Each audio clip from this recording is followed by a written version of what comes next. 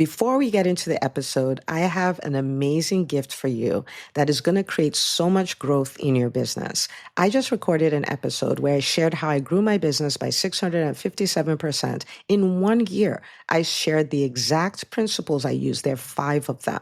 As if that's not enough, I created a worksheet for you where you can just go through certain exercises so you can implement those 5 principles in your business in the next 24 hours. We're talking about wins you're going to create in your business in the next 24 hours because of an episode of the EntreMD podcast you listen to. So go to entremd.com/worksheet to get your worksheet and head over to listen to episode 479 of the EntreMD podcast. Is going to completely rock your world. And there's nothing better than doing it other than doing it with a few friends. So share this with a few physician colleagues. You guys do it together and share with me the wins you created in your business in 24 hours.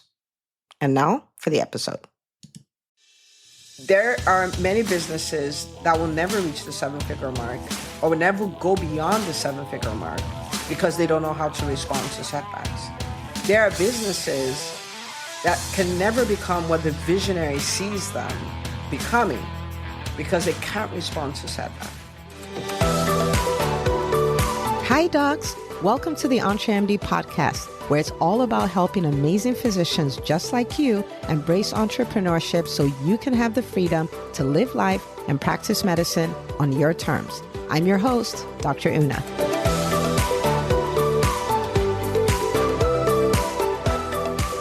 Today, we are going to talk about what I consider a superpower of superpowers for entrepreneurs, which is how to bounce back from setbacks. Okay. When I first started my journey as an entrepreneur, I thought if I did things right, if I did things the way I was supposed to, then everything would just work out smoothly and nothing could be further from the truth. The truth of the matter is the entrepreneurial experience is more of a mountain and valley, a mountain and valley, a mountain and valley type experience. And if you understand this and you understand how to respond when the inevitable valleys show up, you'll be well on your way to thriving as a physician entrepreneur. Okay, so when we lack the ability to respond to setbacks properly, it is so expensive. Okay, so let me give you an example. Now, our results as entrepreneurs typically show up 90 days after we put in the effort. Now, of course, this is a random number, but just understand what I mean. And so if we think about the year in 90-day blocks and quarters, we can say Q1, Q2, Q3, Q4 for every single year. Chances are your results in Q1 are a result of what you did in Q4 the preceding year. Your results in Q2 are a result of what you did in Q1. The dangerous thing about that is when you stop taking action, stop doing what you need to do, chances are you continue to get results and things. So you think you're getting away with it. And because you think you're getting away with it, you do it for a whole quarter. And then boom, it hits. And you're like, wait, how did everything dry up? This happens a lot with entrepreneurs when they start experiencing success. So say you have a private practice and your schedule is full and now you have a wait list, or you're a coach and you have, more people than you usually have. And then you slow down on selling and you slow down on marketing, you slow down on all of those things. But guess what? The result continues. People still come to your clinic. People still are, requesting you as a coach. Then 90 days later, it's like radio silence. I've seen this. I cannot count how many times I've seen this. And so you want to think of this like, when I have a setback and I take 90 days to get myself back up, I've given up a quarter of results and it's going to show up later, right? Okay. So we don't want to take too long to recover from setbacks. Now, would setbacks trip us up? Chances are they will. Would setbacks put things in motion where maybe you're not getting results the way you used to? Yeah, chances are they will. So I'm not trying to say, just push through whatever happens. That's not what I'm saying. But what I am saying is take the time, but don't take too much time. Okay. All right. So what could this be? When we say setbacks, what do we mean? It could be anything. It could be something as significant as you run a private practice and the insurance company that most of your patients use decide that you're now out of network, right? It could be a team member leaving. It could be a 1-star review. I remember when I got my first star review, my first 1-star review, I was out of commission for about 3 days. And when I say out of commission, I don't mean I didn't go to work. It doesn't mean I was sitting around sulking, but I just didn't have that drive to keep going because I'm like, this is not really appreciated, or what I'm doing is not really that good. And the more I push, the more I'll be found out, which was not true, but it's mind drama. That's what it is, right? It could be, you had a vendor, an important vendor that backed out. It could be you had a launch that didn't do well. You were expecting to get 20 new clients and you got 2. Okay. Been there, done that. I have 72,000 t-shirts. Okay. It could be, and it could even be personal challenges. So it has nothing to do with your business, but life is lifing, right? It could be personal challenges. Maybe somebody's sick, maybe you're sick, like, things like that. This is also a personal challenge, but I want to put it out separately. Which it could be something upside down with your personal finance. It has nothing, like, so there are cash flows problems in your life, but it's not from your business, it's from your personal finances, right? It could be any of those things. And so when those things happen, notice I didn't say if. When those things happen, what do you do? What is your response? That's what we're going to talk about, because it is too expensive to take forever to respond. We want to have a system that we use, right? Okay. So I'll tell you what I've done, what has worked for me over the years. And I've had this, right? I've had important team members leave. I've had important clients leave. I've had 1-star reviews. I've had bad, I wouldn't even call them bad launches. That's not the language I would use, right? Because everything is a learning opportunity for me. But I've had launches that did not perform as well as I wanted them to perform, and things like that. Yeah, so I've had all of them, right? But I've been an entrepreneur for 15 years. So the question now is, how do I respond to those? Okay. So the first thing I do, and I want to invite everyone to do, and I'm going to show you how to make it a habit, is I put the challenge in perspective. I put the quote unquote setback in perspective, because what we usually do is we make it a whole catastrophe. So a client left and it's like, oh my goodness, now our business is falling apart because if 10 more people leave like them and blah, blah, blah, blah, blah, right? Someone left a 1-star review. Oh, my practice is not, is not up to par. I'm so ashamed, and all of those things. A team member leaves, right? Maybe our business is not good enough, and maybe the rest of the people have also been planning to leave, and they're also going to leave. I'm not going to have anybody to work with, and the practice is going to fall apart. Like that. A lot of times, that's what we do. Okay. Now, if you're also in addition to this, like me, and you're Enneagram 6, Enneagram 6ers are people who have what was described as pre-traumatic stress disorder. Okay, so we can take anything and like make it into this magnificent, awful disaster, like in the undisciplined state. So I don't let my mind do that anymore. But then you're really going to make a whole thing out of it. Okay. So you want to put it in proper perspective. Okay. So we have a team of 8. We had somebody who left. Okay. And sometimes like the person has been here for 2 years, 3 years, 5 years, right? And all of that stuff. So that is what is happening. That's the true nature of what is happening. We have a client that, was working with us, and then midway they left. Okay. But in the grand scheme of events, we have 40 people. So 1 out of 40 left. Okay. We had a 1-star review. But we also have 99 5-star reviews, or we have 2,000 patients who can write us reviews, right? Like, so we put all of these things in, like just put it in its proper place. Okay.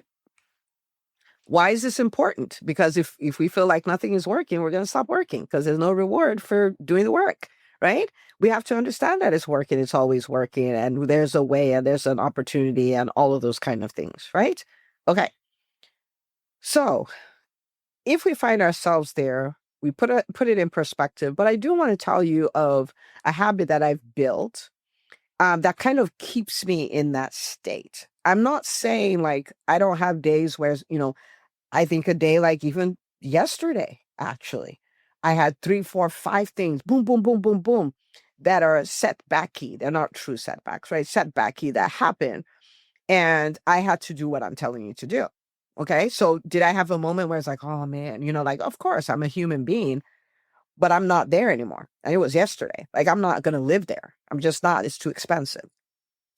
So what do? I have a very solid gratitude practice. I used to think gratitude was this softy thing that people just did so they could feel good. No, ma'am, no, sir. That is not what that is. That is not what that is at all.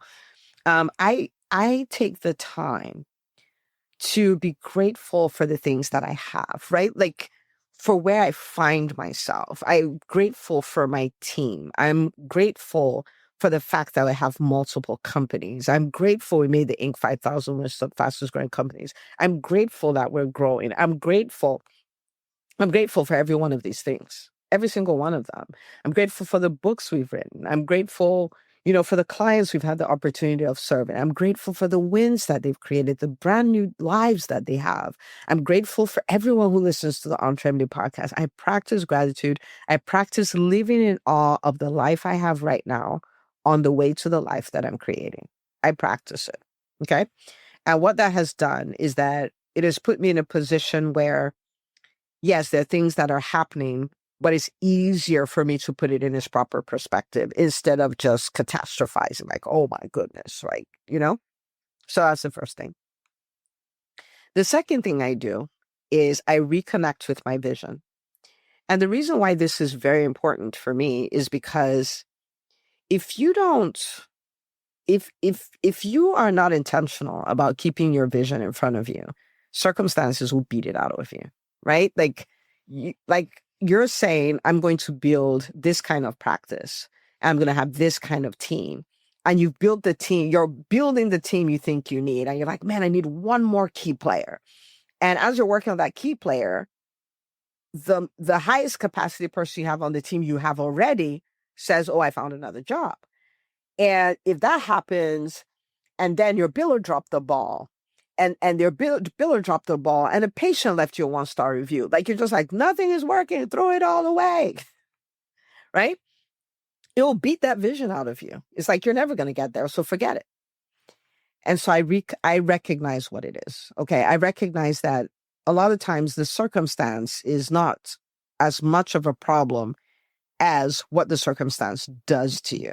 It makes you believe you can't do it, right? And so I intentionally re-engage with my vision, re-engage with where I'm going, right? It's like the GPS. I'm making sure the right address is there, like the circumstances didn't go to make that the new address, right? And what that does is, again, it takes the challenge I'm facing, or the quote unquote setback, and puts it in perspective, which is what we want, right? So that's the thing that I do. And again, is something I make a habit of. And so every day is part of my morning routine. I'm looking at, where am I going? Where am I going? What am I trying to accomplish? Where am I going? The more I am in tune with that, I see the setback as what it truly is. It's a stepping stone. It's a bump in the way, something I have to overcome. As I overcome it, I build more muscle, all of those kind of things. Okay. So that's the second thing I do. And I hope this, like, pretty please, this is one of these ones I would really love for you to take a screenshot and post it on social media. And, like, share your biggest aha, share what you're getting out of this, because I'd really love to know that it's helping. Okay. So #OnTrainMD, so we can find the post. Okay. Or you can tag me, well, whichever platform it is.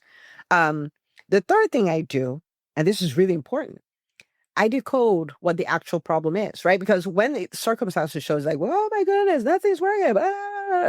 And I call that an entrepreneurial temper tantrum. Okay. The best of us have had those. So I call it an entrepreneurial temper tantrum. But it's not helpful, because if you don't know what the problem is, you can't fix it. If you don't know what the problem is, you can't make a difference, right? And so I have to stop and say, okay, what is the problem though? So yes, I feel bad. Yes, this didn't go according to plan. But what is the problem? So for instance, we had a time when, we didn't have a very stable team. Like, people would stay 9 months, a year, they'd leave, all those kind of things. And then we got a really stable team, and it was so fun. And then COVID hit, Okay. And then COVID hit, and it was like we had a revolving door and people were leaving and all of that. And I could have said, oh my goodness, everybody's leaving it, catastrophizing. We don't do that. Okay. You're on trendy. We don't do that. So I'm like, okay, well, I put the challenge in perspective. Okay, so we have a company, that's doing well, we have a company that has longevity, all of those things. It is evidence, it's a great place to work, and we have a team member who left. That's what happened. Nothing more than that. That's what happened.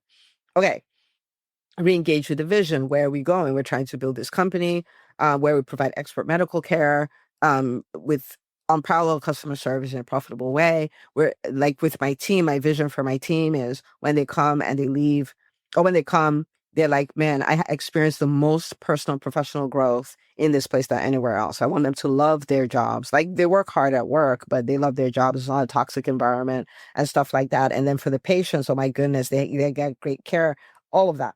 So I reconnect with the vision. And then I come to decode what is the actual problem. Okay.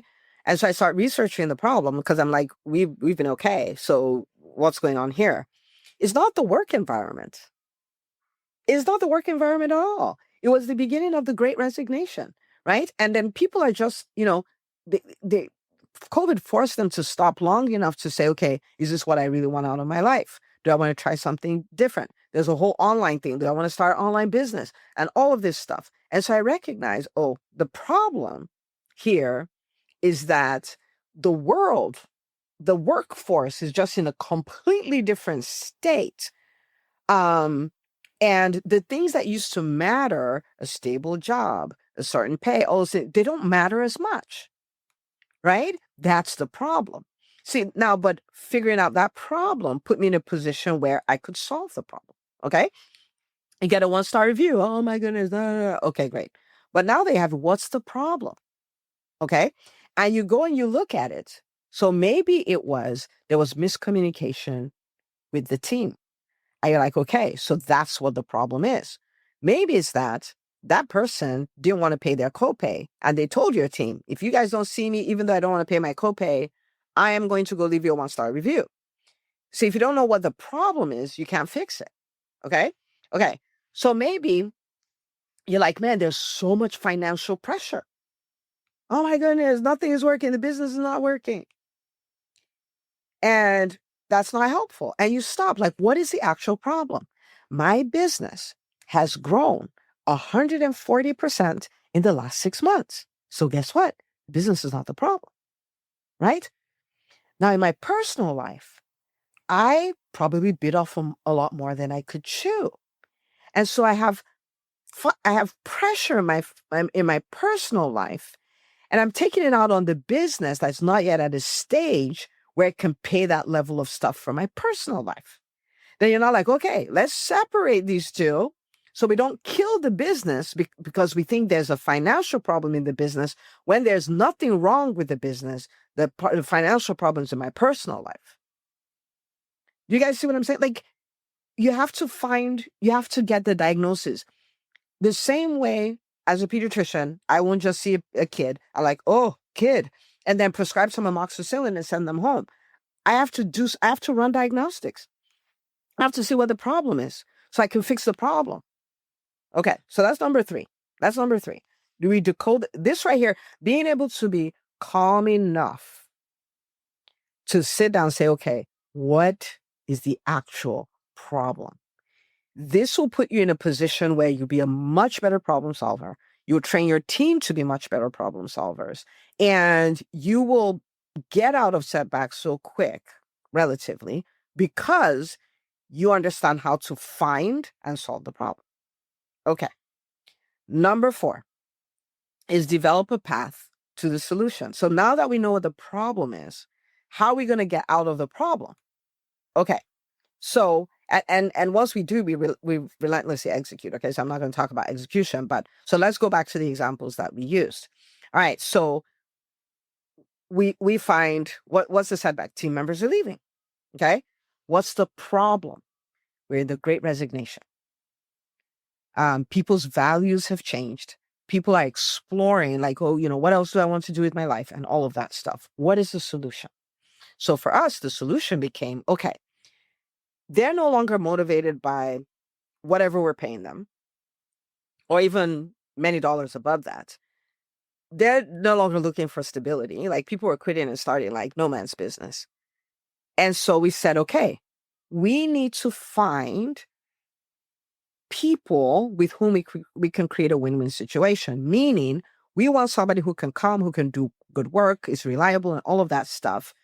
So we need to find somebody who wants what we have. Okay.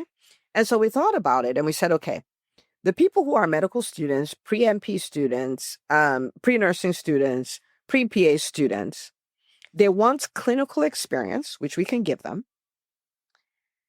They they're not necessarily looking for a salary per se, right? Because they did these things as rotations, but we're like, well, we can train them to work and we can pay them, which they would love, and we can give them letters of recommendation.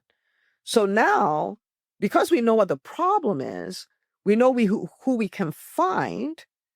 And if we can find these people, it's a match made in heaven. You're not going to have them forever. You may have them for a year, 2 years, or 3 years.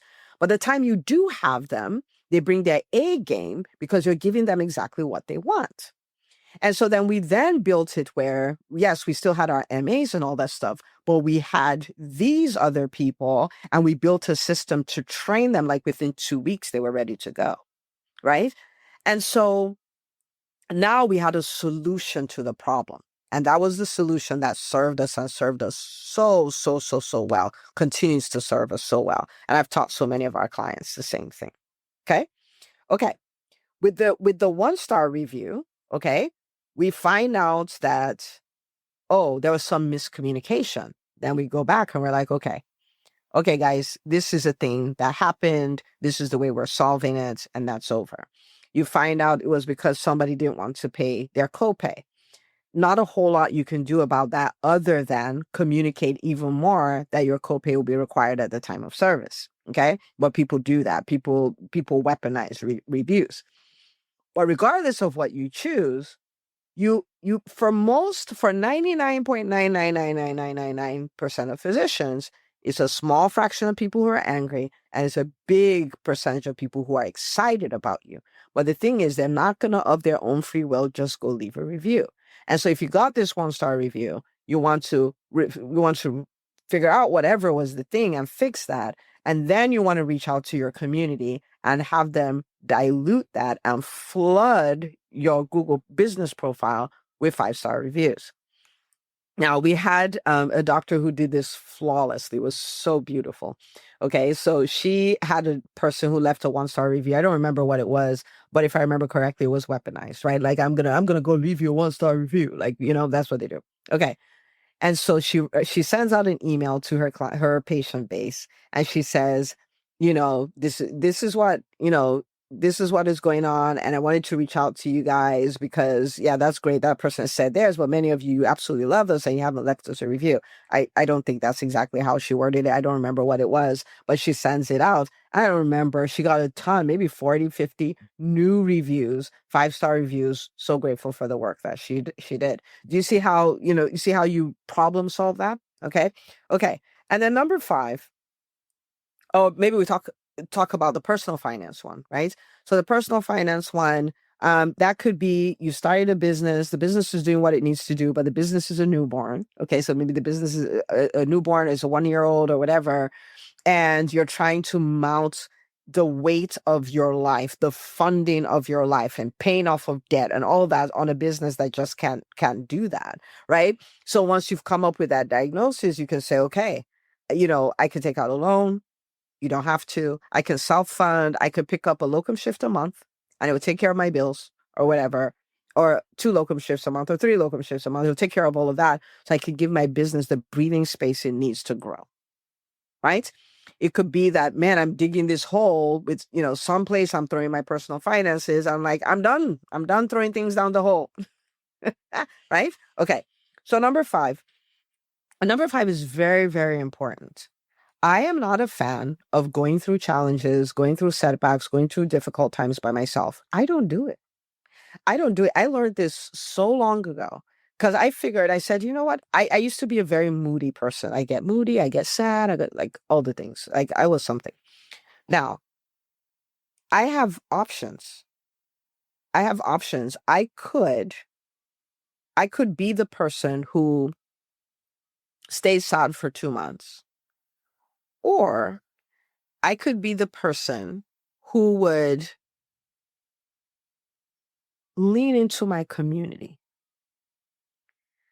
could get help, could get support. Some of it is emotional support. Some of it is ideas on how I can solve the problem, somebody I can brainstorm with. Some of it could just be a place where I can go and laugh and forget about things for a little bit. Some of it could be people who have been through what I've been through, who could share their stories on how they came out of it so I could be encouraged. Some of it could just be the team that I have that's like, okay, this is the challenge we're facing and we're all going to solve it and it's going to be great. But I don't go through things alone.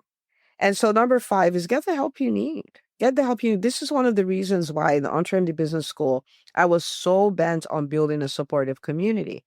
Because going through a challenge, like we're all going to go through challenges, but going through a challenge with, other people who get it and who are there for you and who are rooting for you and who will support you and who will connect you with the right people and all of that stuff, it's a game changer.